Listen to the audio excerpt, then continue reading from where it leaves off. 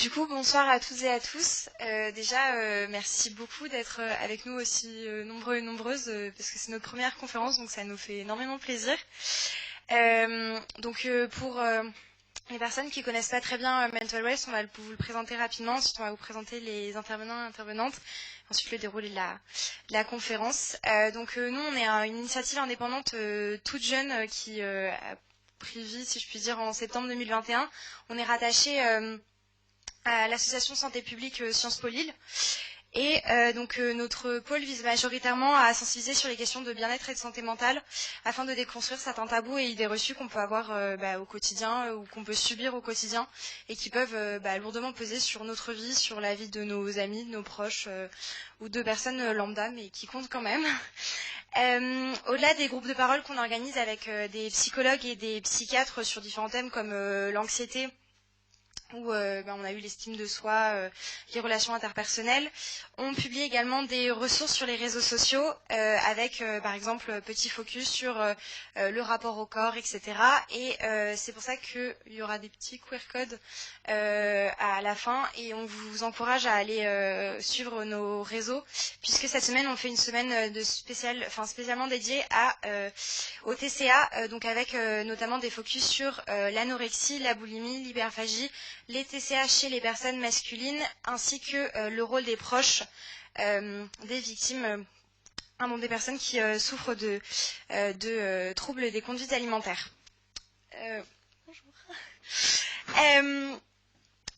Comme notre travail va de pair avec des témoignages, nous avons tenu aujourd'hui à vous présenter une conférence sur le thème des troubles des conduites alimentaires, avec des personnes à la fois qui l'ont vécu, des proches et des spécialistes sur ce thème, parce que selon nous c'est quand même très important. C'est pour ça qu'on remercie vraiment chaleureusement les invités d'avoir pu venir, notamment Madame Lynne Papin, qui est au centre, qui est romancière qui est notamment l'autrice du livre Les eaux des filles, dans lequel elle relate son parcours contre l'anorexie et qui est également l'ambassadrice de la première journée mondiale des troubles des conduites alimentaires, qui a eu lieu en juin 2021. Monsieur Vincent Dodin, qui est professeur de psychiatrie à la faculté libre de médecine et également chef de service en psychiatrie du groupement des hôpitaux de l'Institut catholique de Lille et spécialisé dans la prise en charge des troubles des conduites alimentaires. Et enfin, Madame Mariette Lefebvre, qui est membre de l'association Charlotte Ensemble, qu'elle nous présentera tout à l'heure, qui est une association lilloise, qui accompagne les personnes atteintes de troubles des conduites alimentaires ainsi que leurs familles, puisque c'est quelque chose d'essentiel, et qui est notamment maman d'une personne qui a été touchée par les TCA. Nous aimerions également remercier la librairie du Bateau Livre qui va nous permettre de faire une dédicace du livre Les eaux des filles de Madame Papin à la fin. Et Madame Papin va notamment présenter rapidement son livre avant de faire cette dédicace. Et la conférence va se dérouler en différents temps. Tout d'abord, nous allons poser quelques questions plus ou moins générales aux différents intervenants et intervenantes. D'abord des questions de présentation générale, puis ensuite sur les causes des TCA, puis sur la guérison et enfin les moyens de sensibilisation. Ça devrait durer environ une quarantaine de minutes. On va essayer de ne pas faire trop longtemps pour pouvoir permettre un temps d'échange avec le public après. Vous pourrez poser directement des questions aux intervenants et intervenantes. Et ensuite, Madame Mariette Lefebvre va nous présenter l'association Charlotte Ensemble, qui d'ailleurs va nous aider à organiser un groupe de parole qui, pour des questions de financement, malheureusement est réservé aux personnes de Sciences Po Lille, mais qui aura lieu le 15 mars, n'hésitez pas à vous inscrire. Et ensuite, Madame Papin va présenter son livre et ensuite aura lieu la dédicace. On vous demande juste de la bienveillance et du respect pendant cette conférence. On vous remercie encore une fois d'être là et on va commencer par les premières questions. Bonsoir à tous et merci d'assister à notre première conférence. Tout d'abord, nous allons essayer de faire une présentation générale des troubles des conduites alimentaires, même si en réalité, ce terme désigne des pathologies très différentes. Et on aimerait demander premièrement au docteur Dodin, on connaît souvent l'anorexie mentale, moins la boulimie et très peu l'hyperphagie. Et souvent, on parle plus des troubles des conduites alimentaires chez les femmes que chez les hommes. Pourriez-vous donc nous présenter les différentes pathologies et nous expliquer ce qui les distingue ou ce qui les rapproche? On peut enlever les masques quand vous parlez. Écoutez, déjà, un grand merci et bravo pour cette initiative. Je pense que c'est, par les temps qui courent, des initiatives extrêmement importantes, parce que, avant de développer la question et la définition des troubles des conduites alimentaires, c'est important de parler de l'incidence de ces pathologies, de ces troubles, plus exactement, hein, qui, dans la population générale, va toucher sur la vie entière presque 8 à 10% des personnes, des femmes souvent, mais des hommes de plus en plus souvent aussi. Et puis, si on considère des formes moins sévères, c'est-à-dire des problématiques où l'obsession des calories, l'obsession du poids devient handicapant, on va arriver bientôt à 20% des femmes durant leur vie qui vont être handicapées en partie par ces problématiques alimentaires et 14% des hommes. Donc vous voyez que c'est quand même un problème de santé publique qui est extrêmement important, dont on commence tout juste à prendre conscience, mais qui nécessite, et c'est l'intérêt des associations comme Charlotte Ensemble C'est Tout, et aussi qui travaille sous l'égide de la FNA-TSEA, qui est une association qui regroupe l'ensemble des usagers et des familles, comme de la FAB, la Fédération Française d'Anorexie Boulimie, qui fait vraiment ensemble avec ces associations un gros travail auprès des pouvoirs publics pour pouvoir justement faire reconnaître cette problématique et apporter les moyens qui sont nécessaires. Alors, si on arrive à quelque chose d'un peu plus, j'allais dire, didactique sur la question des troubles alimentaires, c'est vrai que, grosso modo, on définit 3 grands groupes de troubles des conduites alimentaires. Au fond, il y a quand même des dénominateurs communs avec ces 3 groupes, qui a à voir avec la question du rapport au corps, qui a à voir sans doute avec la question de l'histoire individuelle de chacun, qui a à voir aussi avec ces dénominateurs communs autour de la nourriture. Donc dans le premier groupe, ça va être l'anorexie mentale. Alors, bon, je pense que tout le monde connaît l'anorexie, hein, c'est un trouble des conduites alimentaires qui consiste à volontairement réduire, trier, arrêter son alimentation dans le but de perdre du poids. Derrière la question de l'anorexie, c'est aussi, j'allais dire, la volonté de pouvoir se formater à une image sociétale du corps qui est souvent un élément inducteur. Et c'est généralement associé avec une hyperactivité physique, un hyper-investissement scolaire, et parallèlement à ça, hein, comme une espèce de boule de neige qui se mettrait à grossir, c'est un paradoxe par rapport à l'anorexie, c'est aussi une réduction progressive de toutes les activités sociales, les loisirs, tout ce qui peut être vécu comme futile ou ludique, pour ne s'attacher qu'à ce qui serait, pour ces sujets qui en souffrent, uniquement centré sur l'utile, le pragmatique. Alors, peut-être avant d'aller un petit peu plus loin, il y a une notion qui me paraît importante à signifier, c'est que généralement l'anorexie, ça va commencer par un régime, hein, quelque chose de volontaire, avec souvent une période de l'adolescence où le rapport au corps est difficile. Et puis, dans le jeûne prolongé, vous allez avoir des mécanismes au niveau cérébral qui vont modifier la manière dont le cerveau va traiter l'information. Et ça va expliquer aussi que dans ce mécanisme de modification du traitement de l'information, il va y avoir par exemple l'apparition de ruminations de plus en plus importantes, mais aussi d'idées obsédantes de plus en plus, j'allais dire, envahissantes au niveau des calories, au niveau du poids, au niveau de la balance. Et puis, dans cette dynamique, j'allais dire, d'un traitement perturbé de l'information par le cerveau, il va aussi y avoir progressivement une sorte de perception différente du corps et de l'identité. C'est-à-dire que, au fond, on va se définir pas simplement par notre corps, mais par une alchimie entre notre corps et notre pensée.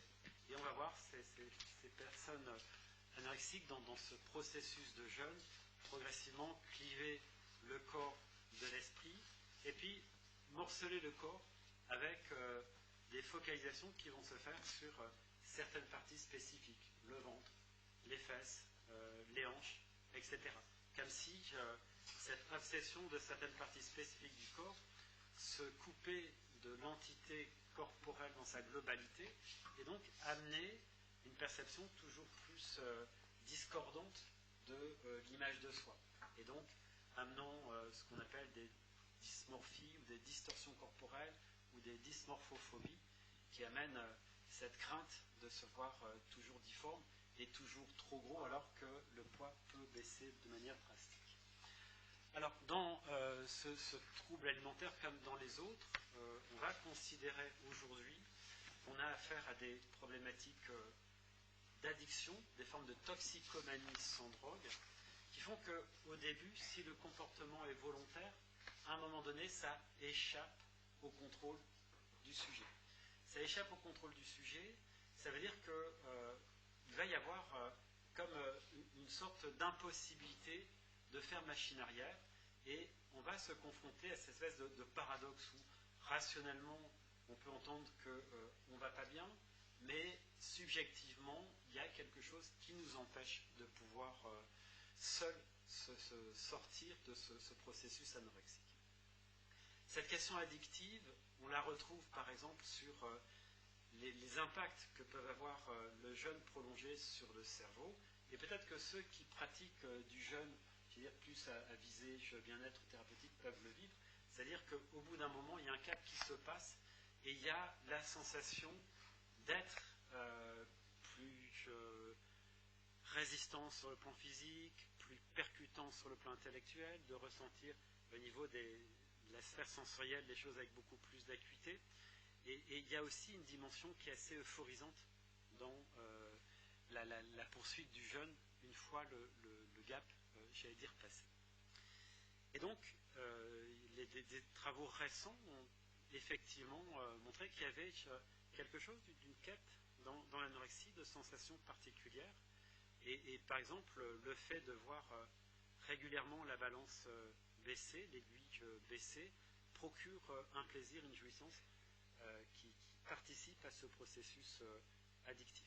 Et comme on a souvent une activité physique aussi qui est très importante, on sait que l'hyperactivité physique va sécréter aussi un certain nombre d'hormones, des endorphines, des endocannabinoïdes, c'est-à-dire des molécules qui sont proches du principe actif du cannabis, et qui va aussi compléter ce tableau addictif qu'on va retrouver dans l'anorexie. Donc l'anorexie, refus, en tout cas restriction de l'activité alimentaire, perte de poids considérable, réduction des activités aux choses essentielles, le sport pour perdre du poids et des calories, l'activité souvent intellectuelle qui est vécue comme une manière d'exceller, en particulier à l'école ou dans les études. Et voilà, à cela va se compléter un certain nombre de symptômes physiques. Je ne vais pas y venir maintenant parce que ça serait trop long, peut-être que ça pourra faire l'objet de questions. Si on aborde le deuxième trouble, qui est souvent, j'allais dire, l'autre face de la même médaille du trouble alimentaire, c'est la boulimie nerveuse. La boulimie nerveuse, c'est au fond des crises de boulimie, c'est-à-dire des ingestions extrêmement importantes de quantité de nourriture sur des délais courts, et qui vont se solder par des comportements de compensation, c'est-à-dire des vomissements, mais aussi de l'activité physique, mais aussi de la prise de diurétiques, de laxatifs, etc., pour essayer d'éliminer l'ensemble des calories qui ont été absorbées. Souvent, il y a une bascule qui se fait entre l'anorexie et la boulimie, mais là aussi, dans la boulimie, il y a quelque chose qui devient rapidement une dimension, un comportement addictif, avec, par exemple, cette notion de craving, qui est ce besoin irrépressible, même si on décide de ne pas avoir sa crise, de ne pas faire autrement que de faire la crise malgré tout. Et donc, la boulimie va s'inscrire dans les troubles des conduites alimentaires de manière effectivement différente de l'anorexie. Pourtant, beaucoup de troubles boulimiques vont commencer par une anorexie qui à un moment donné va basculer dans la boulimie. Ce qu'il faut comprendre aussi sur le plan physiologique, et là on va aborder un point de prévention qui me paraît fondamental, c'est que lorsque vous êtes à un poids morphologique, à votre poids de forme, et que vous essayez de faire un régime pour perdre du poids, vous allez tirer sur l'élastique et vous allez dépenser beaucoup d'énergie, d'efforts, de concentration pour perdre un peu de poids. Si à un moment donné vous ne continuez pas à perdre du poids et à garder, j'allais dire, le régime, vous allez lâcher l'élastique, mais à ce moment-là on sait que par exemple le niveau de satiété va être beaucoup plus important que ce qu'il était à l'état de base, et donc vous allez vous mettre à manger beaucoup plus, vous allez vous mettre à prendre plus de poids, vous allez vous angoisser au fait que vous prenez trop de poids, et vous allez essayer de refaire de nouveau des régimes pour perdre le poids que vous avez pris dans cette phase plus d'hyperphagie. Et donc il y a très vite une dérégulation qui se fait sur le plan de l'horloge biologique qui fait que voilà, l'alternance anorexie-boulimie est assez fréquente. Dans la boulimie, il y a là aussi une dimension qui est très handicapante puisque généralement vous allez avoir affaire à des personnes qui dans le cours de la journée va se mettre de plus en plus fortement à penser à la crise, penser au scénario, penser au circuit, j'allais dire géographique, qu'il faut faire pour acheter la nourriture au moment où il faut rentrer à la maison pour pouvoir être tranquille pour faire la crise. Et ce sont des crises qui se passent par des phases qui sont assez connues maintenant. On appelle ça la phase prodromique, c'est tout ce qui précède la crise. Il va y avoir la crise elle-même avec des injections extrêmement importantes, colossales de nourriture, souvent des nourritures qui peuvent passer facilement par le tube digestif. Et puis cette phase qui suit la crise de boulimie, qui est associée à un profond malaise, avec la sensation d'être totalement rempli de nourriture, avec un mal-être physique, avec un mal-être psychique. Donc, mal-être physique, c'est des tensions, des douleurs abdominales, l'impression d'étouffer, des mal-être psychiques avec le sentiment d'avoir failli, d'être très coupable de ce qui s'est passé, et qui va donc aboutir à des conduites de vomissement souvent extrêmement douloureux, extrêmement longs pour essayer d'évacuer tout ce qui a été absorbé, et puis ces autres comportements compensatoires comme le sport, comme la prise laxative, comme la prise de diurétique, etc. Et donc là, pour le coup, si dans l'anorexie, j'allais dire, la surveillance particulière, ça va être sur effectivement les constantes, j'allais dire, physiologiques, la tension, la température, le pouls cardiaque, la tension artérielle, la glycémie, etc.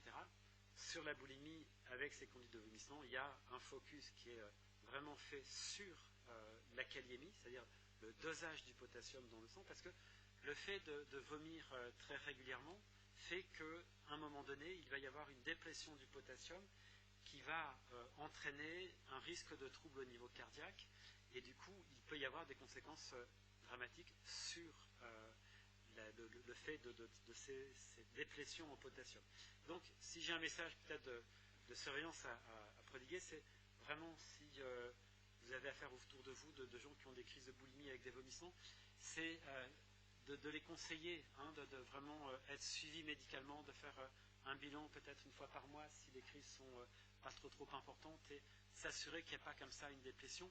Si on avait une, bon, on va donner d'une manière ou d'une autre du potassium pour corriger ce trouble, mais voilà, c'est quelque chose qui est important à surveiller. Et puis le troisième trouble, c'est ce qu'on appelle aujourd'hui l'hyperphagie boulimique, qui est au fond un comportement boulimique, un peu comme dans la boulimie nerveuse, mais qui va être sans comportement compensatoire. C'est-à-dire que derrière, il ne va pas y avoir de conduite de vomissement, il ne va pas y avoir d'activité sportive excessive, il ne va pas y avoir de prise de médicaments. Et du coup, ça va conduire effectivement à une prise de poids progressive qui peut aller jusqu'à l'obésité. Alors, dans l'hyperphagie boulimique, peut-être de manière un peu plus importante, même si la nourriture est un régulateur émotionnel pour l'anorexie comme pour la boulimie, sans doute que dans l'hyperphagie boulimique, la nourriture apparaît comme beaucoup plus une sorte de refuge par rapport à de la tristesse, par rapport peut-être à des angoisses. même si ça existe aussi dans l'anorexie et dans la boulimie. Sur l'hyperphagie boulimique, je termine sur ça, sur l'aspect plus médical, c'est que le risque, c'est effectivement ce qu'on appelle derrière la prise de poids, le syndrome métabolique, c'est-à-dire cette association entre hypertension, diabète, maladie cardiovasculaire. Et donc là aussi, il y a un travail d'accompagnement et de suivi médical qui est effectivement très important. Et sans doute qu'on aura un chapitre aussi sur le traitement. Alors, avant de passer la parole, j'essaye de ne pas trop la monopoliser, mais peut-être pour bien comprendre ce qui sous-tend un trouble des conduites alimentaires, anorexie, boulimie, hyperphagie boulimique, c'est important. Alors, je vous ai parlé de l'addiction, d'une toxicomanie sans drogue.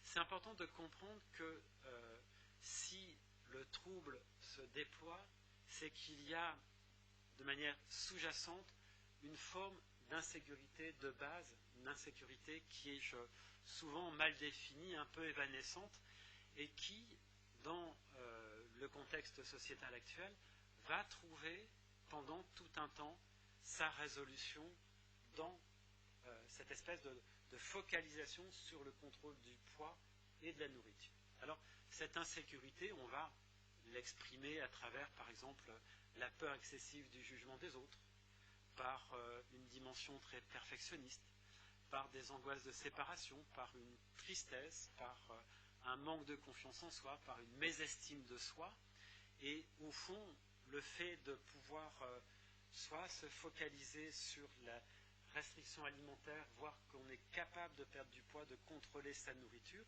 soit parce qu'on est capable dans la crise de boulimie de pouvoir contrôler ses appétences, j'allais dire alimentaires, tout en gardant un poids qui est stable, font que ça a une dimension qui est aussi apaisante et qui vient soulager cette insécurité de base que j'évoquais tout à l'heure. Et puis, c'est là où je soulignais que dans l'hyperphagie boulimique, c'est-à-dire ces consommations de nourriture sous forme de crise sans comportement compensatoire, sans doute que la nourriture, là, joue un rôle qui est plus apaisant, avec, j'allais dire, là aussi, une dimension sociétale qui a à voir avec la question de la malbouffe, où on sait que cette trilogie sel, sucre, graisse joue un rôle fondamental dans la part addictive, c'est-à-dire ce sont des espèces de bombes extrêmement efficaces sur le déclenchement des circuits de la récompense et qui jouent aussi un rôle important dans ce trouble des conduites alimentaires. Alors, sur cette insécurité, c'est important de l'avoir à l'esprit parce que c'est important de comprendre que si on s'embarque dans un trouble des conduites alimentaires, ce n'est pas pour le plaisir d'embêter les voisins ou la famille ou l'environnement, mais c'est parce que réellement, ça fait du bien pendant un certain temps. C'est-à-dire que pendant plusieurs semaines, pendant plusieurs mois, il y a une forme de régulation, une forme de mal-être que l'on a en soi et qui trouve une réponse très positive par le comportement alimentaire, soit dans l'hypercontrôle, soit dans l'aspect, j'allais dire, plus effet aliment sur la régulation émotionnelle. Et donc c'est important de le répéter parce que ça veut dire quoi? Ça veut dire que, un, on ne le fait pas exprès, que deux, si on le fait, c'est qu'il y a vraiment quelque chose de sous-jacent qu'il va falloir aller travailler, et que trois, une fois qu'on est embarqué dans ça, c'est extrêmement compliqué, c'est compliqué de faire marche en arrière parce que c'est un peu la double peine, quoi. C'est-à-dire, non seulement on s'est embarqué dans un truc où on pensait que ça allait nous soulager, mais en plus il faut refaire la route à l'envers et se reconfronter à des angoisses qu'on a essayé ou un mal-être qu'on a essayé de pouvoir calmer par ce trouble des conduites alimentaires. Je termine peut-être cette première partie sur ce dernier point qui me paraît important aussi, c'est que sur les facteurs qui vont fragiliser, c'est-à-dire générer cette insécurité de base de ces patients présentant un trouble des conduites alimentaires, grosso modo, vous avez trois grandes classes de facteurs. Alors, on va dire quatre grandes classes. Il peut y avoir d'abord des facteurs intrinsèques, c'est-à-dire des traits de caractère où la question de l'anxiété, la question du perfectionnisme sont déjà présents et trouvent une résolution momentanée dans le trouble alimentaire. On sait aujourd'hui qu'il y a par exemple des facteurs, ce qu'on appelle épigénétiques, c'est-à-dire comment des environnements en interaction avec l'individu va sur le génome de la personne activer ou inhiber certaines séquences génomiques et donc produire des traits d'expressivité qui vont être des facteurs favorisant des troubles des conduites alimentaires. Donc ça, c'est, on va dire, plus l'aspect intrinsèque de la personne. Mais il va y avoir aussi des facteurs qui sont d'ordre traumatique. Et parmi les facteurs traumatiques, vous avez deux gros groupes de traumas qui sont fréquents et qu'on observe beaucoup dans nos consultations. C'est ce qui peut se vivre à travers le harcèlement, et en particulier à travers le harcèlement scolaire, et aujourd'hui à travers le cyberharcèlement, et des vignettes de patients qui ont vécu ça. Moi, j'en ai à l'appel, en particulier, voilà, une jeune au collège qui, pour une raison futile, se trouve être en prise avec les moqueries des camarades, qui très vite devient le bouc émissaire de l'école, d'abord de la classe, de la cour de récréation, puis des réseaux sociaux qui fait tache d'huile et qui fait que vous avez des gamines qui vont, à la fin de l'année, se retrouver aux urgences, soit avec un trouble boulimique, des consommations d'alcool, des tentatives de suicide, des sclarifications, etc. Donc la question du harcèlement, ça pose, que ce soit au collège, au lycée, en primaire, mais aussi à la faculté, la question de la prévention, parce que je crois que lorsqu'on n'est pas passé par là, on n'imagine pas les dégâts que ça peut faire. Et un deuxième groupe de facteurs sur lequel j'attire vraiment l'attention, c'est la question des agressions sexuelles. Là aussi, ça ne paraît pas comme ça parce que c'est souvent des problématiques qui sont cachées, ou alors c'est souvent des problématiques qui sont vécues dans un contexte conjugal. Je m'explique. Très régulièrement, j'ai des jeunes patientes étudiantes, parfois des hommes aussi, parfois des garçons, mais qui m'expliquent que, voilà, ils étaient ou elles étaient en couple avec un partenaire qui, à un moment donné, au retour d'une soirée, a voulu avoir un rapport, forcer le rapport, souvent sous l'effet de l'alcool, du cannabis, d'autres produits, et qui commettent véritablement des agressions et des viols chez leur partenaire. Et puis c'est souvent vécu comme quelque chose, on n'en parle pas parce que après tout c'est notre partenaire, donc c'est peut-être normal qu'il puisse y avoir des rapports, des relations non consenties, quand bien même elles ne le sont pas à l'intérieur du couple, et on voit comme ça vraiment des effets dévastateurs de ces comportements qu'on peut aussi retrouver sous des agressions plus classiques, que ce soit dans l'environnement familial, que ce soit plus jeune chez la nounou, que ce soit dans un certain nombre de circonstances. Mais on a fait, nous, des études avec le CHR en particulier qui montraient qu'il y avait à peu près la moitié de nos patients qui avaient vécu un vrai psychotrauma, et parmi lesquels une majorité avait vécu des traumatismes d'ordre sexuel. Donc là aussi, il y a un message de prévention qui me paraît extrêmement important à faire par rapport à la question des traumas et par rapport aussi à la question de la capacité à pouvoir parler. La jeune collégienne dont je vous parlais, qui est arrivée aux urgences, elle était harcelée pendant des mois. Elle était dans une famille où les parents étaient en train de se séparer. Et donc, son raisonnement à elle, c'est de dire, mais je vais faire le gros dos et je ne vais pas en rajouter à mes parents qui déjà sont bien en difficulté dans leur séparation. Et en fait, voilà, elle a gardé les choses pour elle pendant des mois, et c'est à la fin de l'année qu'elle a eu ce passage aux urgences qui a permis de révéler ces troubles de conduite alimentaire plus d'autres problématiques. Alors, il y a un deuxième groupe de facteurs, c'est un peu plus subtil, c'est parfois un peu plus compliqué à interpréter ou à prendre en compte lorsqu'on travaille avec les familles, c'est la question des interactions précoces. Alors, il y a une notion qui est importante d'avoir par rapport à cette insécurité que j'évoquais tout à l'heure, c'est que si on sort du contexte religieux, on va dire que notre vie terrestre est balisée par deux vies. Une vie intra-utérine, qui est une une vie en suspension dans le liquide amniotique, j'allais dire très, très feutré, très protégé de tout. Puis il y a cette bascule assez brutale dans le monde aérien. Hein, on passe, je sais pas, de la Lune à la Terre avec des variations climatiques qui sont très importantes, avec un bébé qui est bombardé de milliards de stimulations qu'il ne connaissait pas. Et c'est vraiment toute la question des interactions dans son ensemble qui permet au bébé de se restaurer sur le plan de cette insécurité intérieure. C'est-à-dire que le bébé, en fait, il naît immature et insécure, et il a besoin effectivement de tout ce bain d'interaction très, très contenante pour pouvoir retrouver une sécurité sur laquelle ils vont ensuite partir, j'allais dire, à la découverte du monde. Et c'est vrai que pour des raisons multiples, il peut y avoir parfois des petits bugs qui font qu'il y a quelque chose d'une insécurité qui peut s'installer. Je vais prendre un exemple que vous allez comprendre, c'est un couple de parents qui, avec leur fille, viennent et qui m'expliquent que à la naissance, enfin, qu'au moment où la maman était enceinte, ils avaient un couple d'amis qui ont eu un bébé.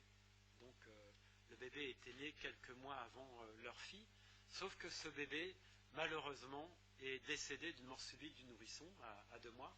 Et bien sûr, quand le bébé, cette jeune fille est arrivée, sans aucune difficulté, elle s'est développée sans aucune difficulté. La seule difficulté, c'est que les parents, bien évidemment, étaient extrêmement traumatisés par ce qui s'était passé dans la famille amie.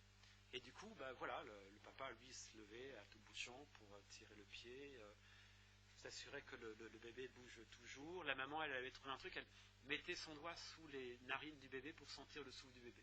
Sauf que le bébé, très vite, il sentait la présence de sa maman, commençait à développer des difficultés d'endormissement, il fallait le bercer pendant des heures, puis bientôt le bébé dormait dans la chambre, puis dans le lit des parents. Enfin, il y avait quelque chose d'un attachement qui se faisait, qui devenait problématique et qui était un des facteurs au moment de l'adolescence de, j'allais dire, ce processus d'ouverture sur le monde avec un manque de confiance, des angoisses de séparation. Alors, ce n'était pas le seul problème, mais c'était intéressant de pouvoir retravailler ces questions-là.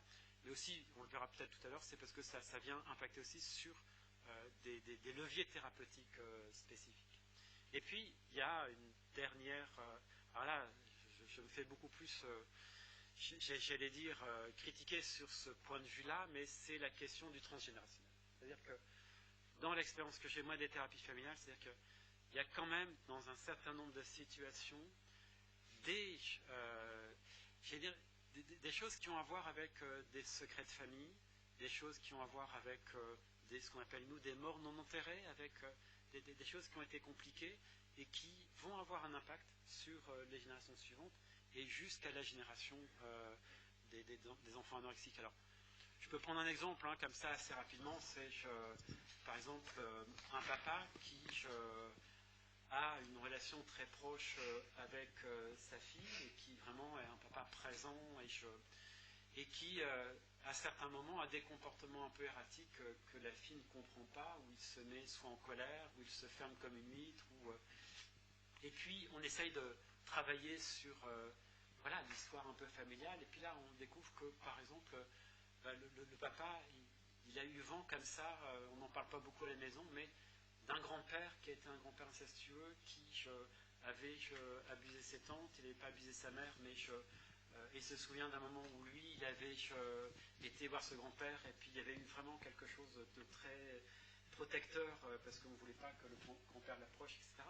Et en fait, ce qui se passait, c'est que ce papa, il explique qu'à chaque fois qu'il entendait la radio, qu'il voyait dans un film, une émission, quelque chose qui avait très de près ou de loin avec des problématiques autour de la violence aux enfants, de l'inceste, des choses comme ça, ça le mettait tellement mal à l'aise que voilà, son comportement changeait et le mettait en difficulté. Et l'enfant, en fait, il percevait quelque chose à son corps défendant d'un truc qu'il ne comprenait pas et qui avait à voir avec cette histoire transgénération.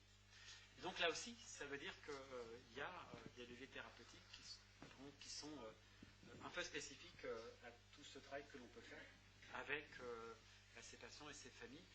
Et peut-être que pour l'instant, je vais m'arrêter là. J'ai déjà parlé beaucoup de temps.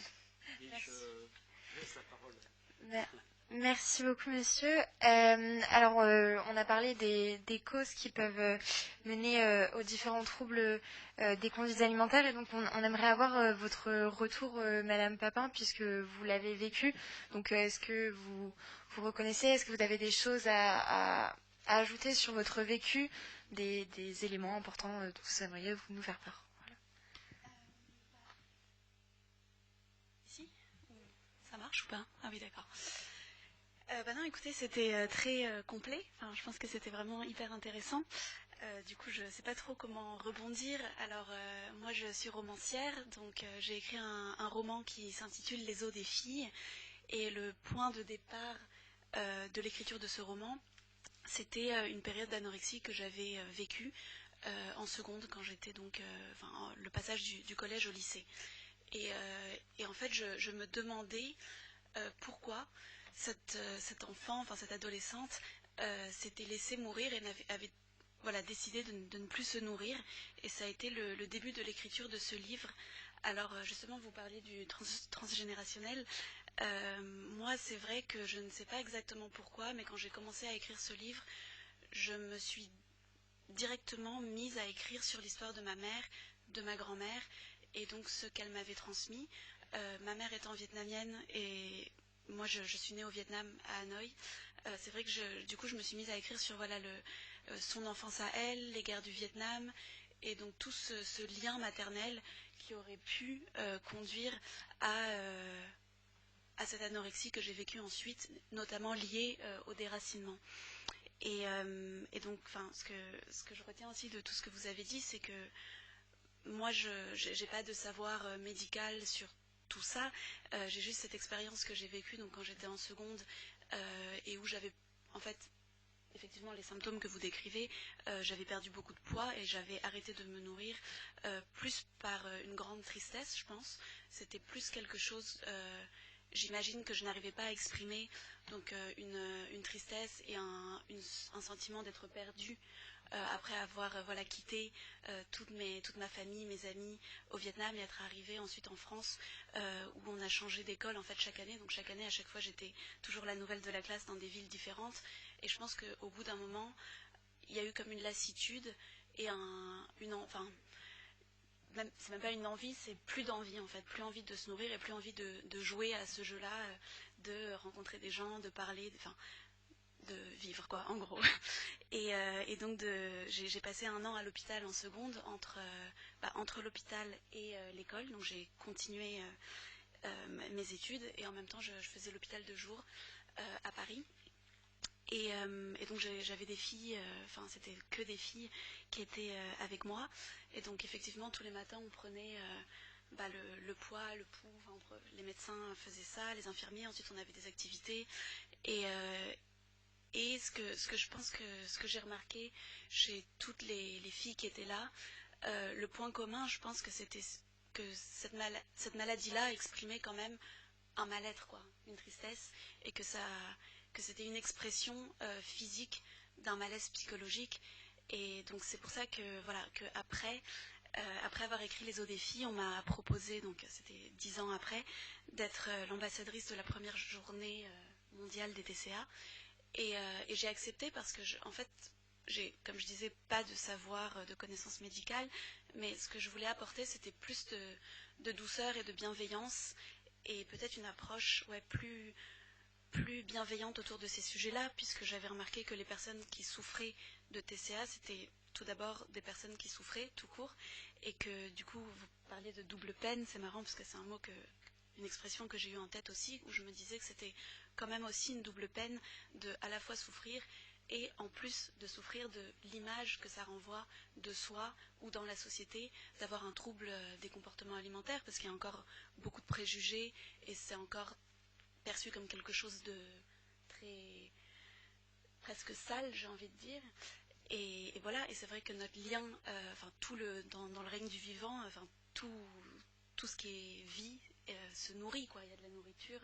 Et donc j'ai comme eu l'impression que le fait de ne plus se nourrir ou de se nourrir de manière à se faire mal, parce que comme vous décriviez, moi j'en ai pas souffert, mais la boulimie ou l'hyperphagie, il y a quand même une douleur, quoi. C'est une manière de se nourrir quand même à se faire mal, et ben, j'avais l'impression que c'était aussi donc vivre mal ou vivre de manière à se faire mal.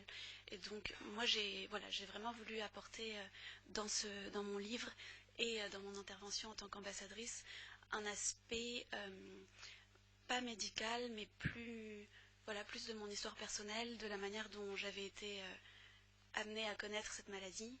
Et voilà, je ne sais pas si j'ai répondu aux questions.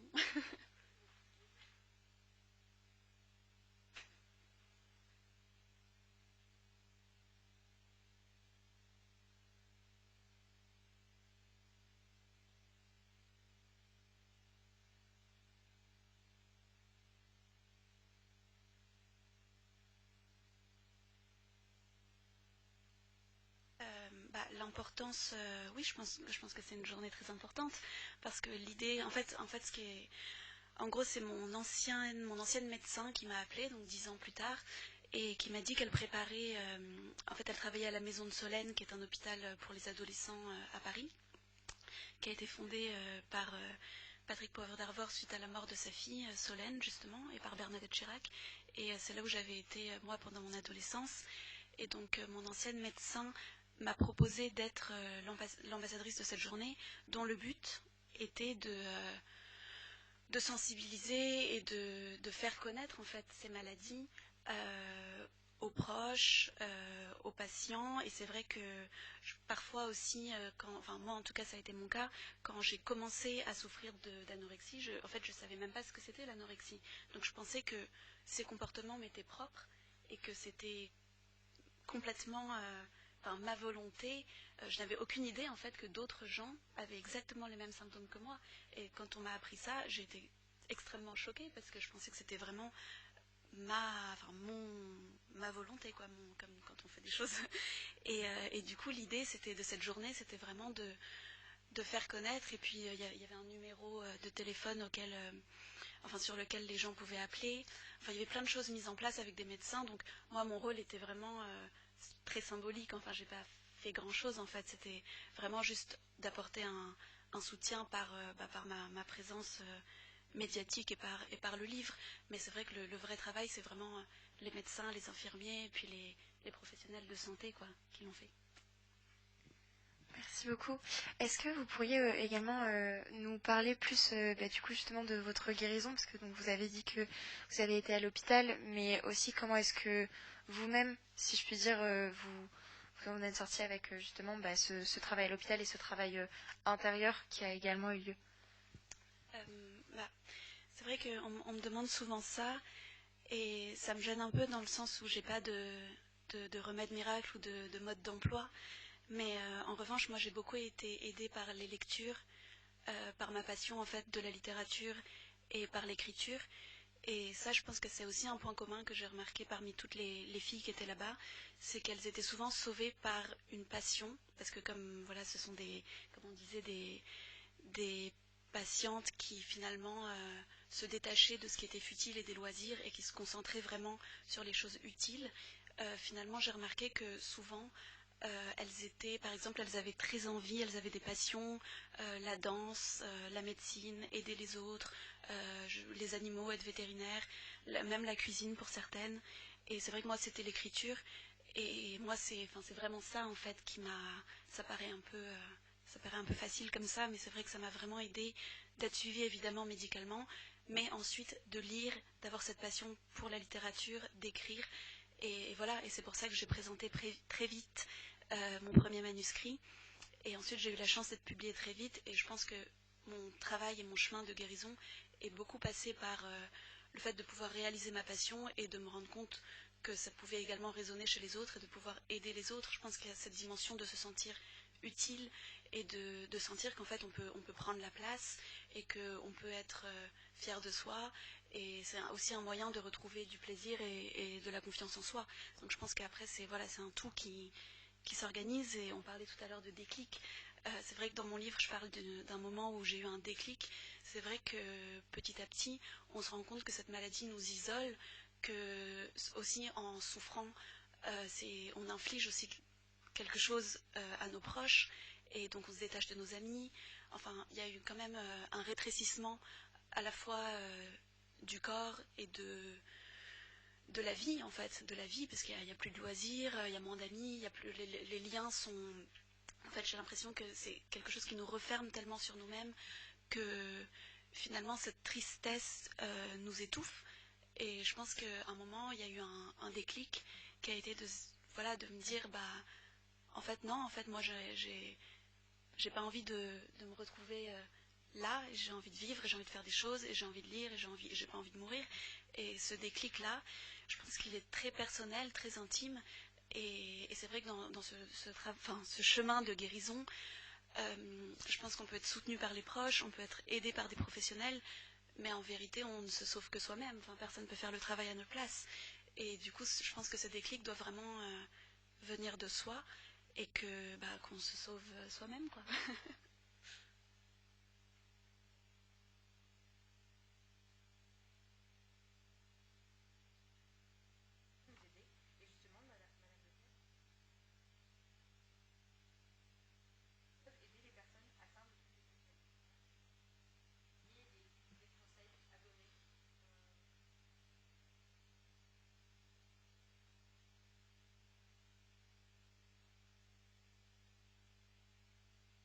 Je vais rebondir sur les deux personnes. En effet, le rôle de parent est très très difficile dans des moments comme ça. Il est même très difficile, je dirais, c'est le plus beau métier du monde. Quand on met au monde son enfant, on est très heureux. On pense qu'on va pouvoir le sauver de tout ce qui pourrait arriver autour de lui. Et quand l'anorexie ou la boulimie arrive, on se rend compte qu'on est très impuissant devant la maladie. Alors on est très important parce qu'il faut les encourager, il faut les soutenir, et je crois que le plus beau remède qu'on a, c'est l'amour qu'on a pour nos enfants. Donc dans l'anorexie, moi je trouve quand même qu'il y a beaucoup de manipulation. L'enfant, la personne qui est malade, elle a tendance à beaucoup manipuler, même les parents, donc il faut faire très attention au niveau parents de rester sur un cap, de garder un ordre de vie, une façon de vivre qu'on avait avant, et dire bah voilà c'est comme ça. On continue parce que sinon, la moindre faille, la maladie rentre et puis ça peut faire beaucoup de dégâts. La boulimie, il y a la honte. Et ça, c'est très compliqué aussi à gérer au niveau de l'enfant parce qu'il se cache, il a honte et il faut savoir en parler, garder un lien, continuer de parler avec lui. C'est ça le plus important, je crois. Et ce qu'il faut dire aussi, c'est que l'anorexie ou la boulimie sont la partie visible de l'iceberg. Il y a un autre problème. Et je crois qu'on disait tout à l'heure, l'anorexie, tout le monde connaît. Mais je pense qu'on ne met pas les mots au départ. Il faudrait peut-être prendre un temps avec la famille et mettre des mots en disant c'est un mal-être, c'est peut-être une dépression. Il y a l'alimentaire, ok, mais il y a autre chose aussi. On va soigner l'alimentaire en urgence parce que c'est ça le plus urgent à un moment donné. Mais après, il faut savoir qu'il y aura une autre phase à travailler. Je crois que ça, c'est important de mettre les mots avec la famille. Alors les signes, on ne les voit pas tout de suite en tant que parents, on les voit très tard, parce qu'ils se cachent. Le sport intensif, on ne le voit quasiment pas. Les repas, on les voit si on fait des repas de famille, c'est-à-dire si on mange, on avait l'habitude de manger le soir ensemble, donc on a très vite vu le tri dans l'assiette, les aliments qui disparaissent petit à petit. Mais j'imagine dans les familles où on ne mange pas ensemble, c'est encore plus difficile de détecter les débuts de comportement. Il y a la lenteur des repas et ensuite il y a une position de l'enfant qui m'a toujours très choquée, c'est la position fœtus. Quand ils ne vont pas bien, ils sont soit dans le fauteuil, soit sur une chaise, mais en position vraiment de fœtus. Et il y a le froid, je crois qu'il doit jouer là-dessus, mais il y a aussi je crois que c'est une façon de se protéger. Donc c'est aussi par rapport à la famille totale un tsunami. Et le rôle des parents est important, mais il y a aussi le rôle des fratries. Les frères et sœurs sont aussi très impactés dans la maladie parce qu'à un moment ils se trouvent pas rejetés mais mis sur le côté. Les parents focalisent sur l'enfant malade et donc eux ont l'impression de passer un peu à côté. Parfois ils ne comprennent pas, ils disent pourquoi ils font souffrir les parents alors que ce n'est pas l'enfant qui fait souffrir ses parents, c'est la maladie. Il faut bien distinguer les deux. Et puis je crois que les grands-parents ont beaucoup de mal aussi. On est une génération où nos grands-parents, enfin nous, nos parents ont connu les privations de guerre, etc. Nos grands-parents à nous, et donc eux, ils ont du mal à comprendre en disant mais pourquoi ils ne mangent pas? Nous, on a été privés, aujourd'hui, ils ont tout ce qu'ils veulent, mais ils ne comprennent pas qu'il y a le mal-être derrière, qui est plus important. Les signes, oui, c'est ça, c'est la lenteur des repas, c'est les pesées très régulières sur la balance, monopoliser la cuisine, cuisiner pour les autres, mais pas pour eux. Dans la boulimie, c'est plus la recherche de s'isoler pour pouvoir provoquer la crise, avoir l'addiction de cette crise et ne pas pouvoir maîtriser. Qu'est-ce qu'on doit faire? Les entourer, les encourager surtout. Je crois que c'est surtout ça qui est très très important. Les moindres petites choses qui reviennent, qui va mieux ou qu'ils arrivent à faire, il faut les féliciter, il faut être autour d'eux, il faut les accompagner. C'est ça qui est très important, et dans tous les domaines, que ce soit dans le domaine de la maladie, mais même s'ils ont des projets, il faut les encourager si c'est possible de les faire, il faut les motiver à avoir des projets, d'avoir des passions. C'est important aussi qu'ils aient des passions, qu'ils retrouvent des passions et des envies de vivre, et des envies de rencontrer du monde, parce que c'est vrai que la maladie fait peur et coupe de beaucoup de monde, que ce soit les parents, mais même le jeune, il est en général coupé parce qu'il ne va plus aux sorties avec les amis, parce que si c'est pour aller au resto, ils ne veulent pas y aller, donc on se coupe petit à petit, on ne peut plus voir personne. Donc qu'est-ce qu'il faut faire? Voilà, les motiver, surtout les aider aussi à se faire aider. Savoir qu'ils ne s'en sortent, ça va être très difficile de s'en sortir seul. Donc, et là, il y a aussi un endroit où c'est compliqué de les faire aider, c'est quand ils sont majeurs. En tant que parents, on a du mal à motiver parce qu'ils sont majeurs, donc on ne peut plus prendre de rendez-vous pour eux, on ne peut plus prendre les décisions pour eux, donc c'est très difficile dès que notre enfant est majeur. Ce qu'il ne faut pas faire, je dirais que c'est facile à dire, mais c'est très compliqué. Parce que par expérience, en parlant à beaucoup de parents, je crois qu'on passe tous par les mêmes problématiques, c'est que on se fâche, on s'énerve, on ne supporte pas de voir quelqu'un à table qui ne mange pas, et on ne comprend pas pourquoi, et c'est là que c'est très très difficile. Donc c'est vrai qu'il ne faut pas s'énerver, il faut mieux garder un contact, parler, mais je crois que tous les parents passent par ces choses-là. Je crois qu'il est important, voilà, c'est de ne pas accepter non plus des situations invivables. Il faut savoir garder un cap. Et savoir aussi prendre des fois un peu de recul pour aller mieux, parce que si on va mieux, notre enfant ira mieux. Si on va mal, il va mal parce qu'il culpabilise encore en plus d'être malade, de rendre malade ses parents. Donc c'est encore plus compliqué. Et j'aurais voulu aussi parler de la culpabilité. En tant que maman ou en tant que papa, on a toujours tendance à qu'est-ce que j'ai fait de mal, qu'est-ce que j'ai raté, qu'est-ce qu'on a raté. Et là-dessus, il faut pouvoir en parler pour pouvoir démonter cette culpabilité, parce que je crois qu'on est quand même très rarement seul responsable. L'enfant s'est tellement construit, pas seulement avec ses parents. Un enfant se construit avec ses relations, avec son école, avec ses amis, ses parents, ses grands-parents, sa fratrie, et plein d'éléments extérieurs qui le construisent. Donc ça ne peut pas être un seul élément, sauf si vraiment il y a un cas particulier grave. Et ça ne peut pas être que le parent qui soit fautif du mal-être. Donc il faut vraiment savoir se déculpabiliser. Et ça, je crois que c'est aussi le rôle des soignants, de nous aider là-dessus à aller mieux, à déculpabiliser et à pouvoir en parler avec tout le monde. Et je crois que c'est très très important ça. Donc ce qu'il faut, c'est beaucoup de bienveillance. Et je pense que toutes les rencontres qu'un jeune peut faire peuvent apporter quelque chose.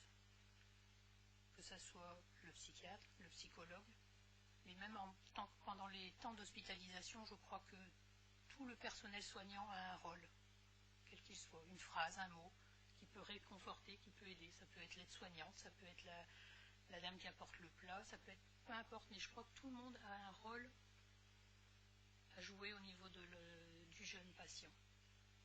Alors on n'a pas toujours l'impression qu'une parole a eu son effet, et c'est quelque temps après que l'effet se fait, et ça fait un effet boule de neige qui remonte et qui aide à remonter la pente. Et en tant que parent, on se dit souvent qu'on ne peut pas tout pour nos enfants, malheureusement, et on fait le maximum, je crois, et toutes les décisions qu'on peut prendre à un moment sont les meilleures avec les choses qu'on a à ce moment-là. C'est toujours facile après de se dire on aurait pu faire autrement, on aurait fait autre chose, mais voilà, au moment décisif, on prend des décisions qui sont parfois difficiles, mais qui sont toujours des gestes d'amour pour nos enfants.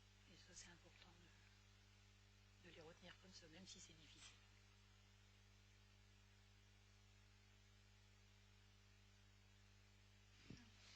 Merci vraiment beaucoup pour votre témoignage.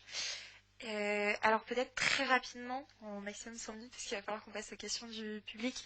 Madame Papin et Monsieur Dodin, donc vous avez tous les deux écrit des livres sur la question des TCA, donc avec des angles évidemment différents.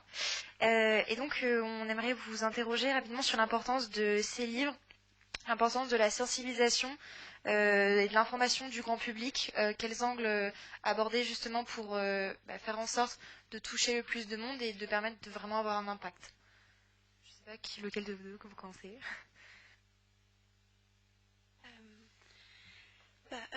Oui, comme je disais, moi mon roman porte, le point de départ de l'écriture du roman, c'était cet épisode d'anorexie. Et du coup, je pense que mon roman porte davantage sur les causes et sur le point de vue du coup transgénérationnel et plus sur ce qu'il y a autour et ce qui a pu composer cette tristesse. Donc c'était vraiment un chemin personnel d'écriture et de recherche de pourquoi c'était arrivé que j'ai fait. Mais c'est vrai que j'ai eu beaucoup de retours de lecture ensuite, soit de parents, parce que je mentionne aussi dans le livre, c'était rapidement le rôle des parents et puis les parents qui viennent à l'hôpital, soit effectivement énervés, en colère ou tristes ou désemparés. Les parents parfois divorcés qui se retrouvent à ce moment-là et qui tout le désarroi en tout cas des parents. Ou sinon j'ai eu aussi des retours de personnes qui en avaient souffert. Mais c'est vrai que moi mon angle ça a été plus plus poétique et littéraire, je pense. Ça a été, en tout cas, une approche pas spécifiquement médicale, quoi. Donc peut-être que ça a pu résonner chez des gens qui en ont souffert en se disant peut-être que c'était tel ou tel élément qui avait pu les rendre aussi désemparés. Mais voilà, c'est vrai que c'est pas du tout des ouvrages spécialisés, quoi.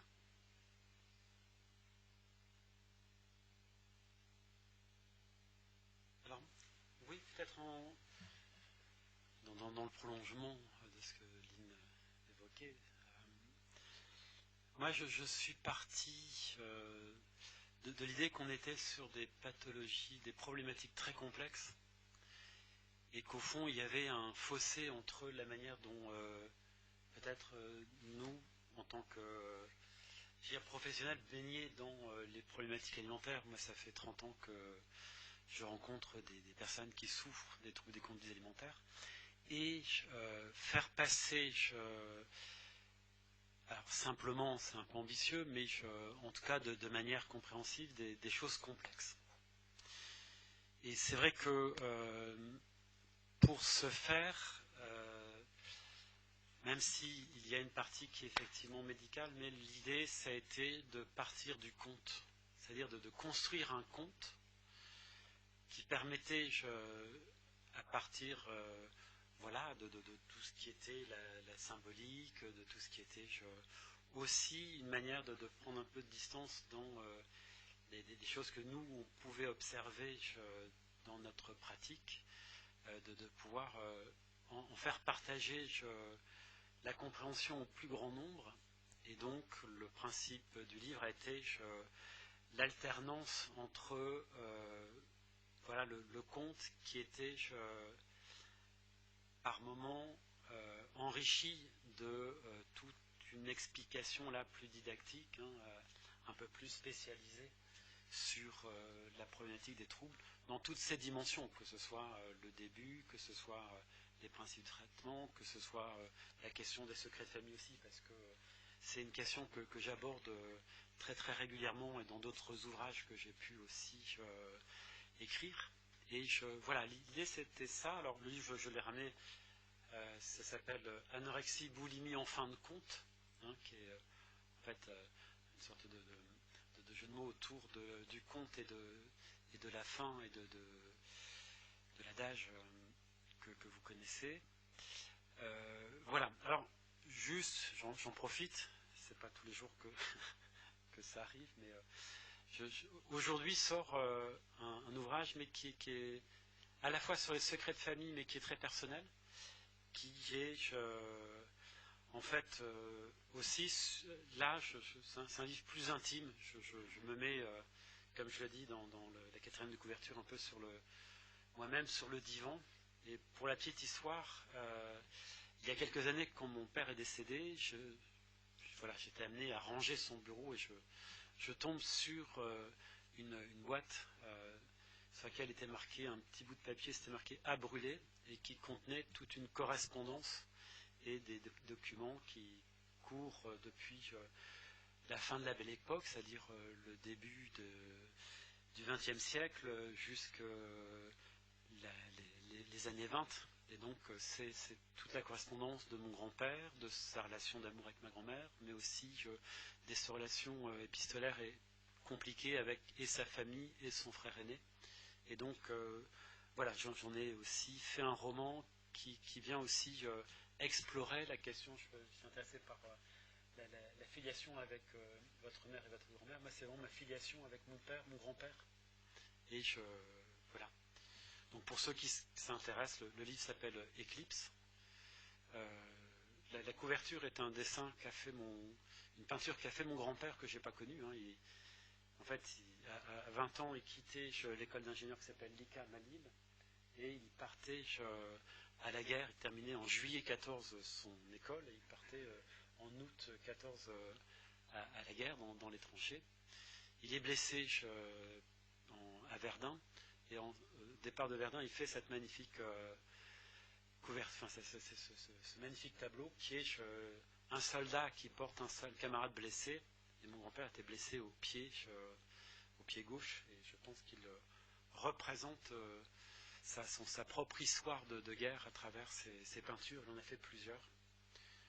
Et ça permet effectivement, alors, en fait, je sais pourquoi je vous en parle, c'est pas simplement parce qu'il sort aujourd'hui, mais c'est aussi parce que, en faisant ce chemin-là personnel, je me suis rendu compte de toute l'importance qu'il y avait de cette histoire, j'allais dire, souvent mystifiée, où les mauvais aspects sont occultés, où les choses qui posent problème, on va les mettre de côté, mais qui continuent malgré tout à exister et à se transmettre. Et je sais que, j'allais dire, comme tout à chacun, mais moi, ma propre névrose, elle a en partie à voir avec cette histoire-là. Et ce travail-là m'a beaucoup aidé, même si je suis plutôt à la fin de ma carrière professionnelle. Mais il n'est jamais trop tard pour faire ce chemin. Voilà. Merci beaucoup. Merci à vous d'être intervenu. On va maintenant passer aux questions du public. Donc si vous en avez, n'hésitez pas à lever la main et on vous donnera le...